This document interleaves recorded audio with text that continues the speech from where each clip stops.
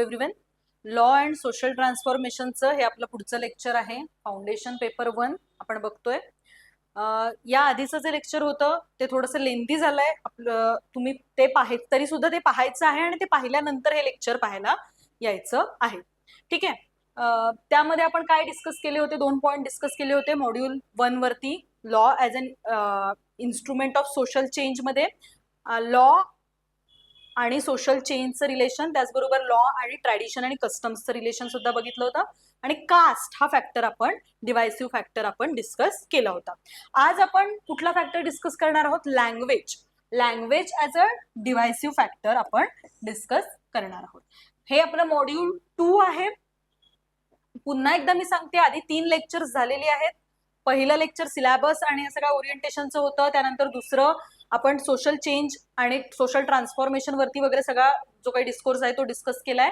त्यानंतर आधीच्या क्लासमध्ये आपण कास्ट बेस्ड जे काही डिस्क्रिमिनेशन आहे त्यावरती बोललेलो आहोत आणि रिलीजन बेस्ड जे काही डिस्क्रिमिनेशन आहे त्यावरती बोललेलो आहोत. कास्ट बेस आपल्याला बोलायचं अजून. आणि आता आपण लँग्वेज वरती डिस्कशन करणार आहोत किंवा language as a divisive factor बघणार आहोत. आधीचं लेक्चर जरी लेंदी असलं तरी सुद्धा ते आधी पाहायचं आहे. ठीक आहे. आता language as a divisive factor, formation of a linguistic state. लँग्वेजच्या बेसिसवरती स्टेट फॉर्मेशन झालेलं आहे इंडियामध्ये. सो तो एक पॉइंट आपल्याला बघायचा आहे. त्यानंतर constitutional guarantees to linguistic minorities. कॉन्स्टिट्यूशनने लिंग्विस्टिक मायनॉरिटीजना काही गॅरंटीज दिलेल्या आहेत. आपण बघितलंय आधीच्या क्लासमध्ये रिलिजियस मायनॉरिटीजना काही कॉन्स्टिट्युशनल गॅरंटीज मिळतात. तशाच लँग्वेजच्या बेसवरती ज्या लँग्वेज लिंग्विस्टिक मायनॉरिटीज ज्या आहेत त्यांना सुद्धा काही स्पेशल प्रोटेक्शन, स्पेशल प्रिव्हिलेजेस किंवा कॉन्स्टिट्युशनल गॅरंटीज मिळतात. Language policy and the constitution, official language and multi language system. Constitution मधली जी काही लँग्वेज पॉलिसी आहे, त्यानंतर ऑफिशियल लँग्वेज काय आहे इंडियाची, आणि मल्टी लँग्वेज सिस्टीम, इथली जी मल्टी लँग्वेज सिस्टीम आहे ते पूर्ण आपण समजून घेणार आहोत. Non discrimination on the ground of language हा आपला नेक्स्ट पॉइंट आहे. ठीक आहे. सुरुवात करूयात. Language as a social and legal issue. का बनतो लँग्वेज सोशल आणि लिगल इश्यू? काय आहे language as a divisive factor? Divide करणारा, विभाजनकारी घटक का आहे भाषा? Language is not only a medium of communication but also an essential element of a person's identity, culture and social existence. माणसाची जी आयडेंटिटी आहे, कल्चर आहे आणि जे सोशल एक्झिस्टन्स आहे त्या सर्वांना एक त्या सगळ्यांचा एक इसेन्शियल एलिमेंट आहे भाषा. फक्त कम्युनिकेशन, एकमेकांशी बोलता येणं हाच पर्पज नाहीये भाषेचा. त्याचबरोबर in country like India where people speak different languages, dialects, language becomes closely linked with the emotions, regional pride and cultural belonging. बघा, दर कोसावरती भाषा बदलते असं आपण म्हणतो. ठीक आहे. इथले जे एक भाषा असेल तरी त्याच्यात शेकडो डायलेक्ट्स असलेले आपल्याला दिसून येतात. त्यामध्ये सुद्धा अजून विविधता दिसून येते. ठीक आहे. त्यामुळे काय होतंय, या सगळ्या गोष्टींमुळे लँग्वेज फक्त कम्युनिकेशनचं माध्यम न राहता ते कुठेतरी इमोशन्स बरोबर जोडलं जातंय.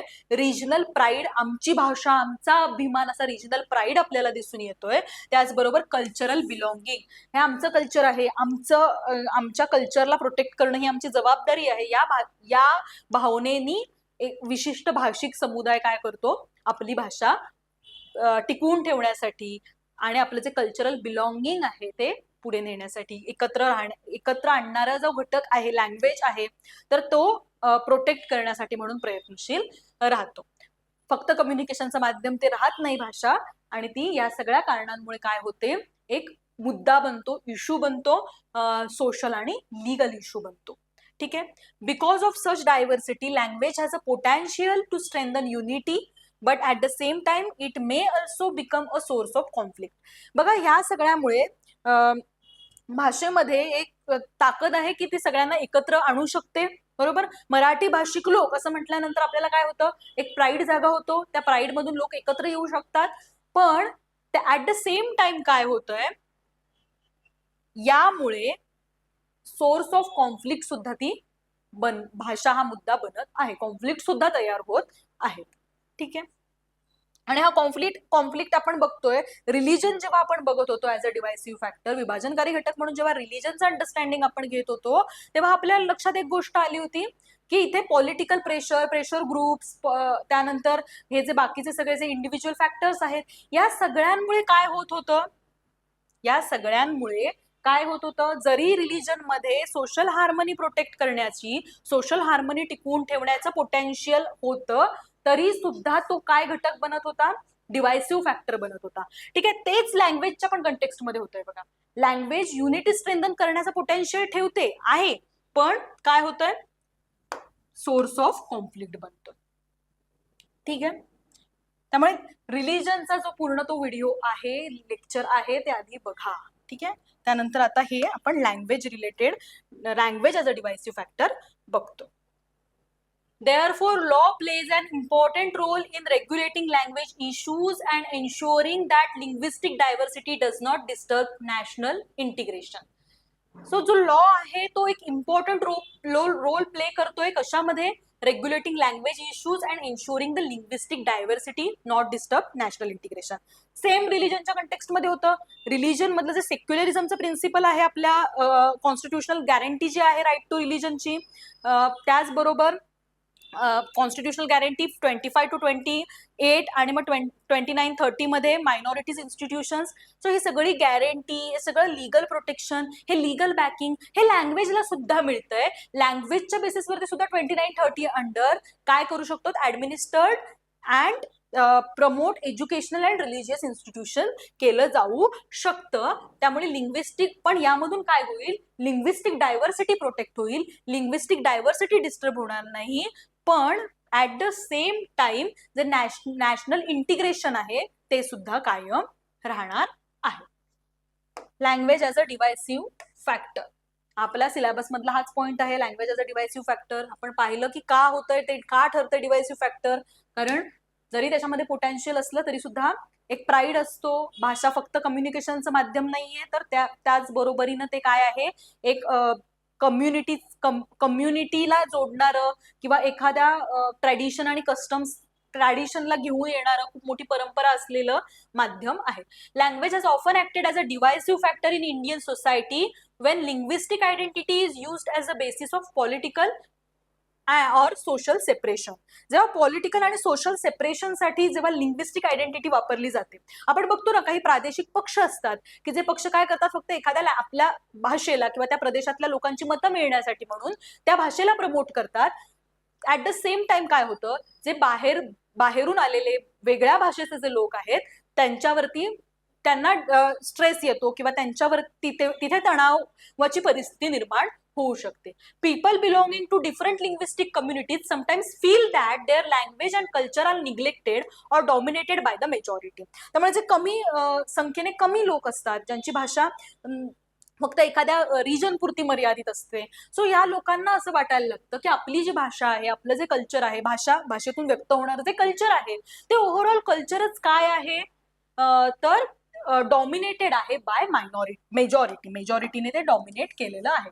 सच feeling may lead to demand of separate recognition, regional movement and even social tensions. So हे जे फिलिंग आहे, ही जी भावना आहे बघा, रिलीजन मध्ये सुद्धा जेव्हा ही भावना निर्माण होते तेव्हा काय होतं, कम्युनल टेन्शन्स वाढतात. ओके, आपण पाहिलं की काय कशा पद्धतीचं कम्युनल टेन्शन्स येऊ शकतात, दंगे होऊ शकतात वगैरे होऊ शकतात. सेम लँग्वेजच्या कंटेक्स्ट मध्ये सुद्धा सेम गोष्टी घडू शकतात. काय होतं, जेव्हा एखाद्या कम्युनिटीला हे फिलिंग येतं की आपण निग्लेक्टेड आहोत, आपण दुर्लक्षित घटक आहोत, आपल्यासाठी काही योजना नाहीयेत, आपल्यासाठी आपली भाषा डावलली जातीये, तर तेव्हा काय डिमांड होते, सेपरेट रिकॉग्निशनची डिमांड होते, रिजनल मुवमेंट समोर येतात आणि सोशल टेन्शन काय होतं, वाढतं. Thus language differences, if not managed properly, can create divisions within society. जर लँग्वेजचे जे डिफरन्सेस आहेत ते व्यवस्थित जर आपण काय केले नाहीत, ऍड्रेस केले नाहीत, प्रॉपरली मॅनेज केले नाहीत, तर सोसायटीमध्ये आपल्याला काय दिसून येते, डिव्हिजन दिसून येते. आणि हे रिजन वाईज जे काही लँग्वेजच्या बेसवरचं डिव्हिजन आहे ते आपण पाहतो किंवा आपल्या लक्षात येतं की एखाद्या विशिष्ट प्रदेशात गेल्यानंतर तिथली भाषा येणं ही फार महत्वाची गोष्ट मानली जाते, किंवा एक पॅरामीटर ठेवला जातो, इथे काम करायचं तर इथली भाषा आली पाहिजे वगैरे असे वाद आपल्याला समोर दिसतात. सो यातून काय होतंय, एक टेन्शन वाढतंय, सोशल टेन्शन वाढत असलेलं आपल्याला दिसून येतं. सो या सगळ्याला ऍड्रेस करण्यासाठी, हे जे डिव्हिजन रोखण्यासाठी आपल्याला काय गरजेचं आहे, making constitutional safeguard extremely important. Constitutional safeguard, constitutional guarantee extremely important ठरते. आणि त्याचबरोबर कॉन्स्टिट्युशनल सेफगार्ड बरोबर आपलं काय येतं, ज्युडिशियल इंटरप्रिटेशन, ज्युडिशियल प्रोनाउन्समेंट येतात. बघा, फॉर्मेशन ऑफ लिंग्विस्टिक स्टेट्स, लँग्वेजच्या बेसिसवरती आपलं स्टेट फॉर्मेशन झालेलं आहे, आपल्याला माहित आहे.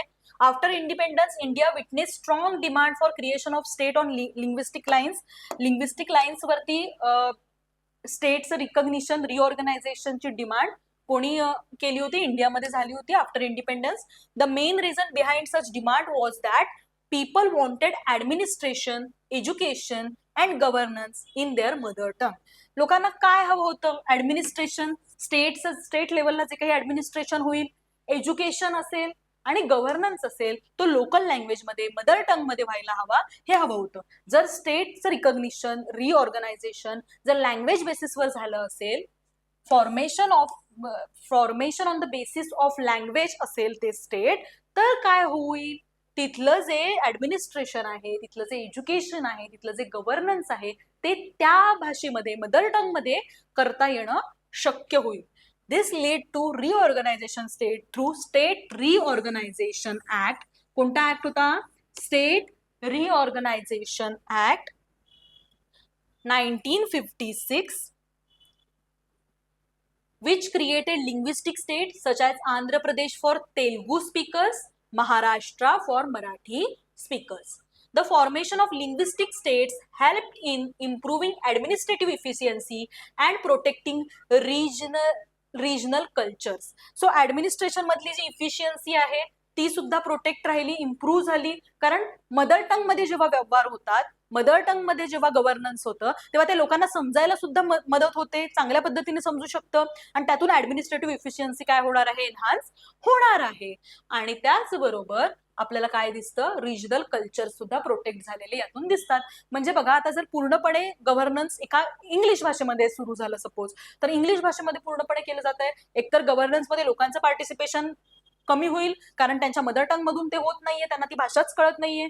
दुसरं अजून एक होऊ शकतं, ते म्हणजे इंग्लिश भाषेचाच पूर्ण प्रचार होईल, एज्युकेशन त्याच भाषेतून दिलं जाईल, तिथल्या रिजनल भाषेचं जे रिजनल कल्चर आहे, जे त्यांचं सांस्कृतिक वेगळेपण आहे, तर ते वेगळेपण काय होणार नाही, प्रिझर्व होणार नाही, प्रोटेक्ट होणार नाही, आणि एक युनिफॉर्मिटी तयार होईल. आणि हे सुद्धा आपल्याला नको आहे, हे सुद्धा काय आहे, घातकच आहे.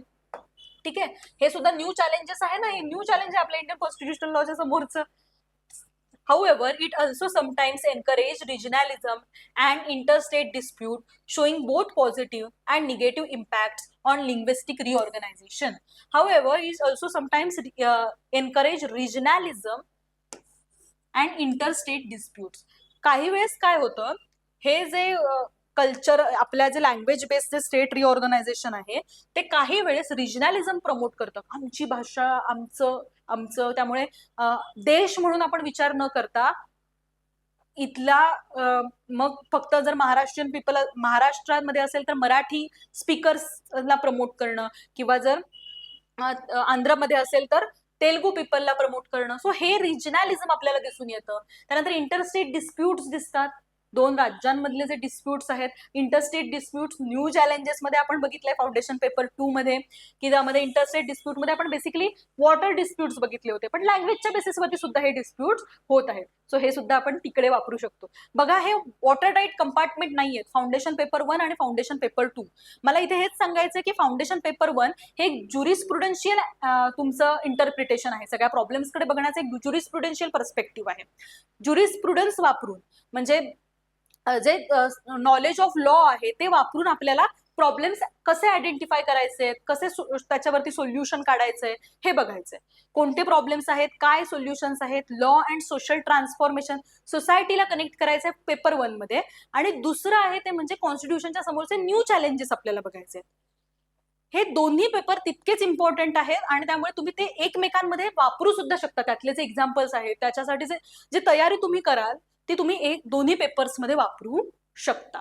त्यामुळे ती तशा पद्धतीने स्मार्टली वापरली पण गेली पाहिजे. कॉन्स्टिट्यूशन वेगळं वेगळं नसतं ना, की फर्स्ट इयरला शिकलेलं कॉन्स्टिट्यूशन वेगळं होतं आणि आता LLM ला काहीतरी वेगळं कॉन्स्टिट्यूशन शिकायचं नाही. जे तुम्ही आतापर्यंत शिकत आलेले आहात तेच नॉलेज तुम्हाला वापरून व्यवस्थित आन्सर फॉर्म करता आलं पाहिजे.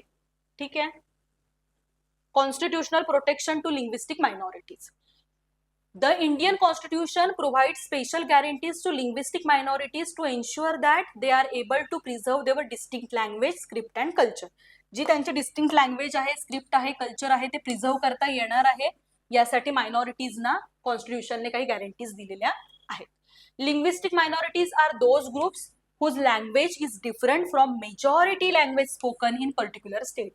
जर एखाद्या प्रदेशामध्ये एक विशिष्ट भाषा बोलली जाते, पण त्याच प्रदेशामध्ये एक असा गट आहे की जो ती भाषा बोलत नाही, तो वेगळी भाषा बोलतो, पण ती खूप कमी लोकांची भाषा आहे, मायनॉरिटीजची भाषा आहे. सो त्या पर्टिक्युलर स्टेटमध्ये ती लँग्वेज काय झाली, मायनॉरिटी लँग्वेज झाली. ठीक आहे. The Constitution recognizes that India's strength lies in its diversity.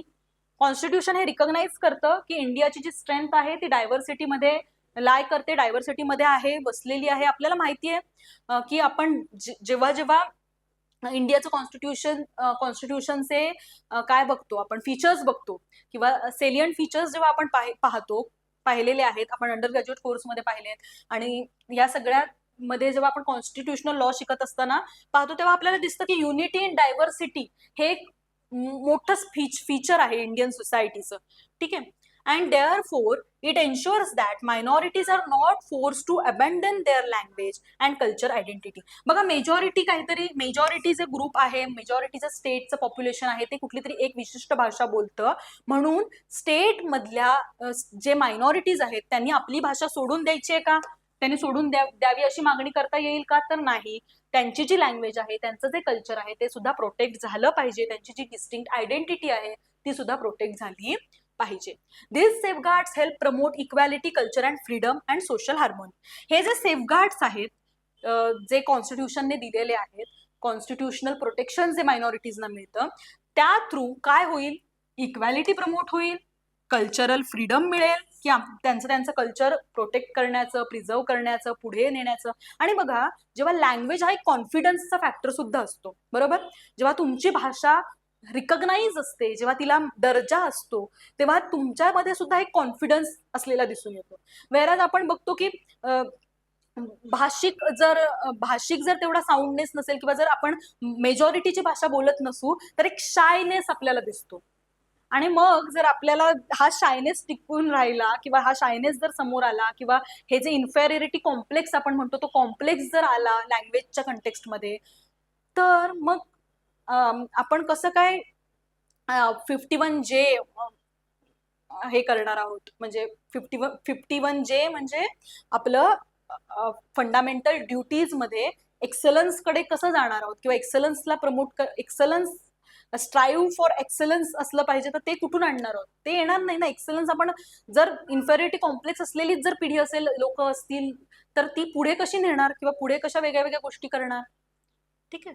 So freedom आणि सोशल हार्मनी सुद्धा यातून मेंटेन होणार आहे आणि एक एक्सलंट सोसायटी आपण काय करू शकतो, त्याचा विचार आपण करू शकतो. Article 29, right to conserve language and culture. 29(1) of the Constitution state that section of citizens residing in India having distinct language, script or culture has the right to conserve the same. This provision extremely important because protect cultural and linguistic heritage of minority community. Article 29(2) further provides that no citizen shall be denied admission to any educational institution maintained or aided by state only on the ground of language, religion, race, caste and any of them.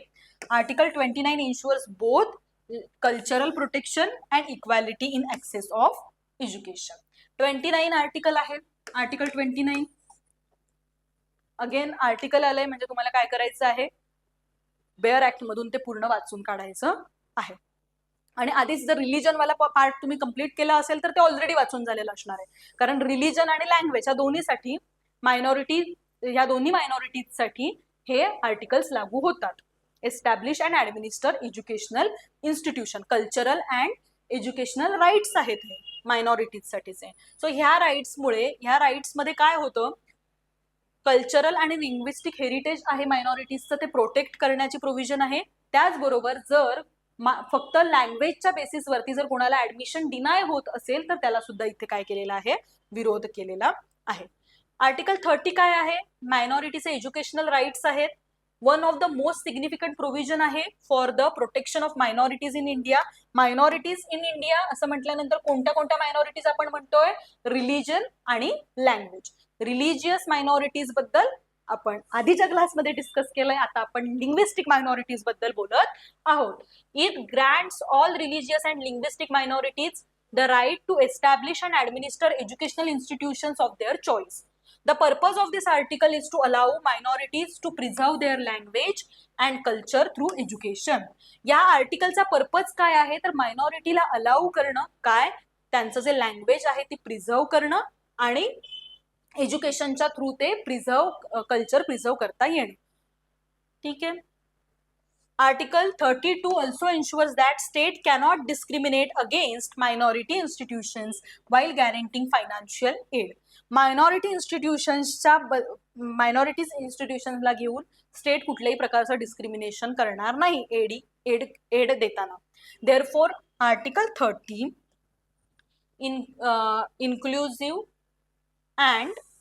inclusive and secular nature of Indian society by giving minorities educational autonomy.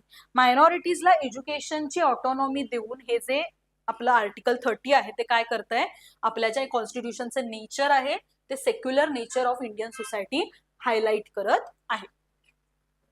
आता official language policy काय आहे बघा Indian constitution मधली. The Constitution of India lays down detailed provisions regarding official language under Part 17. Article 343 declares Hindi in Devanagari script as an official language of the Union, but English continues to be used for official purpose as well. काय करायचंय आता, 343 वाचायचं आहे. Bare act open करून 343 वाचून घ्यायचं आहे. यामध्ये काय केलंय, Hindi in Devanagari script as a official language म्हणून रिकॉग्नाइज केलेलं आहे of union, but English continues to be used for official purpose as well. English आणि हिंदी ऑफिशियल पर्पजसाठी वापरल्या जाणाऱ्या भाषा असतील. ठीक आहे. आर्टिकल 345 पण करायचंय, वाचायचंय. Empower state to adopt their own official language for administration. स्टेटला त्यांची जी काही ओन ऑफिशियल लँग्वेज आहे ऍडमिनिस्ट्रेशनची ती वापरण्याची काय आहे, स्वातंत्र्य आहे. This flexible language policy reflects India's multilingual character and ensures that governance remains accessible to people in their own language without imposing linguistic uniformity. आपण तेच बघितलं की जर स्टेट, आपला मुख्य मुद्दा काय होता, स्टेट रिऑर्गनायझेशन ऍक्टच्या मागचा किंवा स्टेट रिऑर्गनाइज करण्यासाठी लिंग्विस्टिक पॉलिसी वापरण्यामागे मुख्य आपला हेतू हाच होता की जे गव्हर्नन्स आहे, जे ऍडमिनिस्ट्रेशन आहे, जे एज्युकेशन आहे, हे सर्व मातृभाषेत मदर टंग मध्ये उपलब्ध व्हावं. आणि ते गव्हर्नन्स जर मदर टंग मध्ये उपलब्ध झालं, ओन लँग्वेज मध्ये उपलब्ध झालं तर ते इफेक्टिव्ह आणि इफेक्टिव्ह असणार आहे हे आपल्याला इथे समजतं. गव्हर्नन्स आणि ते ऍक्सेसिबल टू पीपल असणार आहे आणि सगळ्यांना ते ऍक्सेस करता येईल. जर आपण ते इंग्रजीमधून ठेवलं असतं तर सर्व लोक त्यामध्ये इन्व्हॉल्व्ह होऊ शकणं अवघड होतं. ठीक आहे. Multi-language system in India. India follows a multi-language system where several languages are reorganized at different level of governance. The three-language formula in education encourages students to learn the regional languages Hindi and English. एक regional language आणि हिंदी आणि इंग्रजी हा 3 language formula होता. हा 3 language फॉर्म्युलाने काय केलं, education मधल्या एक जे भाषिक जी आपली सोसायटी आहे त्याच्यामध्ये सेव्हरल लँग्वेज शिकण्याची एक आपल्याला स्वातंत्र्य मिळालं. आणि ज्या डिफरंट लेवलवरती वेगवेगळ्या स्टेट मधल्या ज्या वेगवेगळ्या भाषा होत्या तर त्या वेगवेगळ्या भाषा सुद्धा अभ्यासक्रमामध्ये राहिल्या. the objective behind this system is not to promote national unity while respecting linguistic diversity. The multilingual approach helps citizens communicate across regions and also preserve India's rich cultural heritage. हा जो मल्टी लँग्वेज फॉर्म्युला होता, approach होता, त्याने सिटीजनला काय केलं, मदत केली to preserve India's rich cultural heritage. ही जी भाषिक समृद्धता आहे, भाषिक वैभव आहे, ते टिकवून ठेवण्याचं काम सुद्धा या माध्यमातून किंवा ह्या पॉलिसी थ्रू झालं. आता non discrimination on the ground of language. Non discrimination केलं जाणार नाही लँग्वेजच्या बेसिसवरती. Constitutional strictly prohibits discrimination on the basis of language. Article 15 prohibits discrimination by the state on grounds including language, while 16 guarantees equality of opportunity in matter of public employment. ठीक है, in matter of public employment. Article 350 allows citizen to submit representation to government authorities in any language used in union or state.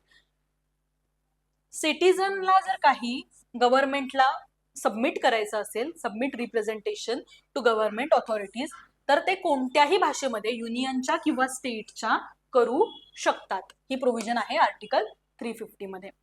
Article 350 bare act मधून वाचायचं आहे.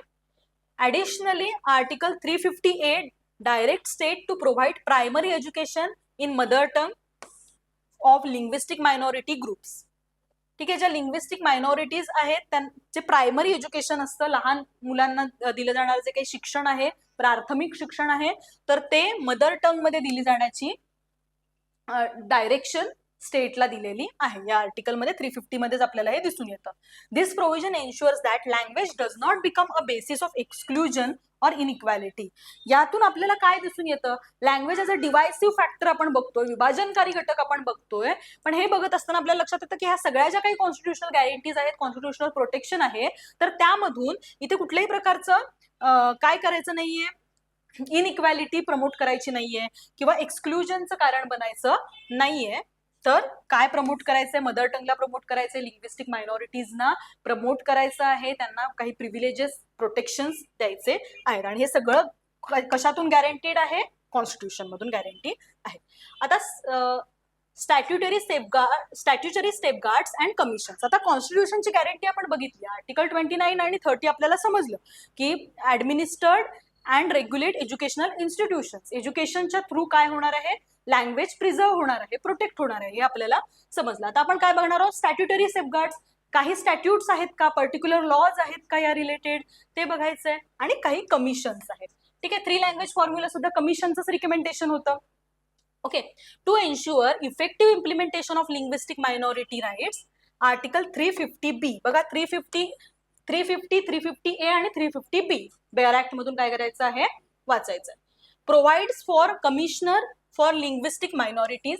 आता इथे कमिशनरचा उल्लेख केलेला आहे फॉर लिंग्विस्टिक मायनॉरिटीज. ज्या लिंग्विस्टिक, आता रिलिजियस मायनॉरिटीजच्या रिलेटेड आपण बघितलं होतं प्रोव्हिजन्स आहेत, पण त्याचबरोबर आता कशाच्या रिलेटेड आपण प्रोव्हिजन्स बघतोय, linguistic minorities. The commissioner investigates the working of constitutional safeguard and submit report to president. आता इथे जे कॉन्स्टिट्युशनल सेफगार्ड्स आहेत त्याचं इन्व्हेस्टिगेशन कोण करणार आहे, हे कमिशनर करणार आहे, आर्टिकल 350B अंडर. ओके, आणि ते रिपोर्ट कुणाला सबमिट करणार, प्रेसिडेंटला करणार. Such institutional mechanisms are important because ensure that what it ensures that minority rights are not merely theoretical but actually protected in practice. बघा, हे कमिशनर एस्टॅब्लिश करणं हे इटसेल्फ काय आहे, काय डिनोट करतंय किंवा हे काय सांगतंय आपल्याला, तर फक्त प्रोटेक्शनचे प्रोव्हिजन करणं, 29 टाकणं, 30 टाकणं किंवा 14 equality before law, equal protection of law, 15 prohibition of discrimination वरती बोलणं किंवा 16 मध्ये equal opportunity in public employment, एवढं सगळं बोलूनच भागणार नाहीये. तर आपल्याला काय आहे, काहीतरी प्रॅक्टिसमध्ये ते दिसलं पाहिजे. मग ते प्रॅक्टिसमध्ये कुठे दिसतंय आपल्याला, हे कमिशनरला जे अपॉइंट केलेलं आहे, कमिशनर अपॉइंट झाल्यानंतर त्या मायनॉरिटीज लिंग्विस्टिक इन्स्टिट्यूशन्स बद्दलचा जो काही त्याचा अहवाल आहे तो कुणाला सादर करतोय, प्रेसिडेंटला करतोय. सो यातून आपल्याला काय दिसतं, फक्त थेरॉटिकल प्रोटेक्शन आपलं कॉन्स्टिट्यूशन देत नाहीये. तर 350B जर आपण बघितलं तर आपल्याला कळतंय की इथे प्रोटेक्टेड इन प्रॅक्टिस सुद्धा आपल्याला दिसून येतं. Statutory bodies also contribute to promoting equality, inclusion and cultural freedom. ह्या ज्या स्टॅट्युटरी बॉडीज आहेत, स्टॅट्यूटने एस्टॅब्लिश केलेल्या बॉडीज आहेत, त्या काय करतायत, इक्वॅलिटी प्रमोट करतायत, इन्क्लुजन प्रमोट करतायत आणि कल्चरल फ्रीडम सुद्धा प्रमोट करत आहेत. काय आहे आपलं कन्क्लुजन बघा, language and social transformation. Law and social ट्रान्सफॉर्मेशनचा हा पेपर आहे. त्याच्यामध्ये आपण language as a divisive factor बघत असताना आपण काही प्रॉब्लेम्स बघितले. त्याचबरोबर आपण हे बघितलं की लँग्वेज एक आयडेंटिटी आहे लोकांची, फक्त कम्युनिकेशनचं, मेअर कम्युनिकेशनचं ते माध्यम नाहीये, किंवा ते तुम्ही रिप्लेस कराल तर गोष्टी बदलतील किंवा सर्व समान होतील, एक युनिफाईड गोष्ट घडेल असंही होणार नाहीये. कारण लँग्वेज ही एक प्रोडक्ट असते ट्रेडिशनचं, कस्टमचं, ती खूप गोष्टी घेऊन आलेली असते सोबत. ओके, तुम्ही फक्त लँग्वेजकडे एक फक्त टूल म्हणून नाही बघू शकत, कारण त्याला खूप मोठं काय आहे, कनेक्शन्स आहेत, वेगवेगळे थ्रेड्स त्याच्याबरोबर जोडलेले आहेत, ते आपण पाहिले. Language plays a crucial role in process of social transformation because its influence education, cultural identity and political participation. बघा, पॉलिटिकल पार्टिसिपेशन कधी दिसेल, आपण बघितलं ना की गव्हर्नन्समध्ये किंवा ऍडमिनिस्ट्रेशन मधील पार्टिसिपेशन कधी दिसणार आहे, जेव्हा ते त्यांच्या भाषेमध्ये ते व्यवहार होतील. Okay, most of the minorities ह्या गव्हर्नन्स पासून दूर का राहतात, कशामुळे त्या गव्हर्नन्समध्ये येत नाहीत किंवा गव्हर्नन्स किंवा ऍडमिनिस्ट्रेशन मध्ये त्या दिसत नाहीत, कारण त्यांना कळतच नाहीये काय घडतंय. तुम्ही जर हिंदी इंग्लिशमध्ये हे सगळे व्यवहार करणार असाल तर ते त्यांच्यापर्यंत पोहोचणारच नाहीये. माध्यम काय आहे, भाषा आहे. मग जर लिंग्विस्टिक मायनॉरिटीज असतील तर त्या लिंग्विस्टिक मायनॉरिटीज गव्हर्नन्सचा पार्टच होऊ शकत नाहीयेत, कारण त्यांना कळतच नाहीये. आणि त्यामुळे काय होतंय, त्यामुळे अजून बाकीच्या जे प्रॉब्लेम्स आपल्याला दिसतात, सोशल इव्हिल्स दिसतात, ते प्रॉमिनंट होत आहेत. ठीक आहे. सो एज्युकेशन, कल्चरल आयडेंटिटी आणि पॉलिटिकल पार्टिसिपेशनचं सुद्धा इथे काय आहे, कनेक्शन आहे लँग्वेज बरोबर. The Indian Constitution adopts balanced approach by recognizing linguistic diversity, protect minority rights and ensuring equality. आपण बघितलं की इंडियन कॉन्स्टिट्यूशन आहे ते काय अडॉप्ट केलेलं आहे, त्याने बॅलन्स अप्रोच केलाय. अडॉप्ट पूर्णपणे लँग्वेज बंद बंद बंद असंही नाहीये. इक्वॅलिटीच्या नावाखाली आपण फक्त इक्वॅलिटी बिफोर लॉ नाही मानत, इक्वल प्रोटेक्शन ऑफ लॉ मानतो. त्यामुळे काय आहे, आपल्याला दिसतं की इंडियन कॉन्स्टिट्यूशनचा एक बॅलन्स अप्रोच दिसतो लिंग्विस्टिक डायव्हर्सिटीज बरोबर. आर्टिकल 2930 प्रोटेक्टिंग मायनॉरिटी राईट्स 2930 आणि insuring equality 14, 15 and 16 by providing safeguards under article 2930 and other provisions of the constitution ensures that language become a source of unity rather than division. So हे यातून आपल्याला काय कळतं की language आपल्याला एक source of unity बनवायचा आहे. डिव्हिजन, आपण जरी सिलेबसमध्ये हा पॉईंट असला religion as a divisive factor, तरी तो डिवायसिव्ह फॅक्टर आपल्याला ठेवायचा नाहीये, विभाजनकारी घटक आपल्याला तो ठेवायचा नाहीये. तर त्याला एक युनिटीचा सोर्स म्हणून समोर आणायचा आहे. Thus language law remains essential for maintaining India's democratic and pluralistic fabric. So इंडियाचं जी विविधता आहे, विविधतेत एकता हे जे आपण फीचर म्हणून बघतो इंडियन सोसायटीचं, तर ते कंटिन्यू ठेवण्यासाठी म्हणून आपल्याला लँग्वेजला कसं ट्रीट करायचं आहे, एक सोर्स ऑफ युनिटी म्हणून ट्रीट करायचं आहे आणि आपल्याला जे कॉन्स्टिट्यूशन गॅरंटीज आहेत त्याला प्रोटेक्ट करायचं आहे. आपण सुरुवातीला काय बघितलं, प्रॉब्लेम बघितला, काय लँग्वेज रिलेटेड जे प्रॉब्लेम्स तयार होतात, कारण फक्त तो काय नाहीये, कम्युनिकेशनचं माध्यम नाहीये, तर ते काय आहे, विभाजन करतायत, गोष्टी घडतायत, कारण ते परत एकदा कशाच्या रिलेटेड आहे, माणसाच्या कल्चरल आयडेंटिटीच्या रिलेटेड आहे. सो कल्चरल आयडेंटिटी इथे आल्यामुळे आपल्याला काय दिसतं, जास्त डिवायसिव्ह फॅक्टर म्हणून तो समोर येतो. जे रिलीजनच्या रिलेटेड आपण पाहिलं होतं आधीच्या मॉड्यूलमध्ये, सेम तसंच लँग्वेजच्या रिलेटेड सुद्धा आहे. प्रोव्हिजन्स पण 2930 सेम आहेत. सो हे सगळं आता इथे आपण जे वाचलं, 350 आर्टिकल असेल किंवा बाकीचे जे फंडामेंटल राईट्सचे असतील, सर्व बेअर ऍक्ट मधून वाचायचे आहेत. फक्त नोट्सच्या भरोशावर राहू नका, प्लीज ते जाऊन एकदा बेअर ऍक्ट मधून वाचा. बेअर ऍक्ट वाचल्यानंतर जी क्लॅरिटी येईल ती मग अजून जास्त चांगली असेल. ठीक आहे, त्यामुळे बेअर ऍक्ट मधून आधी आपल्याला वाचून घ्यायचंय आणि मग पुन्हा नोट्सकडे यायचंय, लेक्चर बघायचंय. आधीचं पाहिलं नसेल लेक्चर तर ते पहा, थोडंसं लेंदी झालंय, बट ते बघून घ्या. ठीक आहे. आणि आता पुढचा जो आपला पॉइंट असणार आहे तो कम्युनिटी अँड लॉ असणार आहे. कास्ट हा फॅक्टर आपण बघणार आहोत. आतापर्यंत आपण law as a social law as an instrument of social change बघितलंय, त्यानंतर रिलीजन हा फॅक्टर बघितलाय, डिवायसिव्ह फॅक्टर, लँग्वेज हा डिवायसिव्ह फॅक्टर बघितलाय, आणि आता थर्ड फॅक्टर आपला आहे तो म्हणजे कास्ट आहे. सो कास्ट डिस्क्रिमिनेशन आणि कास्टचा जो डिस्कोर्स आहे आपण न्यू चॅलेंजेसमध्ये तो ऑलरेडी ऍड्रेस केलाय. इंडियन कॉन्स्टिट्युशनल लॉ न्यू चॅलेंजेसमध्ये कास्ट रिलेटेड ज्या काही डिस्क्रिमिनेशन आहे आणि कास्ट रिलेटेड ज्या काही केस लॉज आहेत त्या केस लॉज सुद्धा बघितलेल्या आहेत. सो त्या सुद्धा एकदा रिवाइज करा आणि मग हा फॅक्टर आपण बघूयात. ठीक आहे, भेटूयात नेक्स्ट क्लासमध्ये. सध्या आपण इथेच थांबूयात.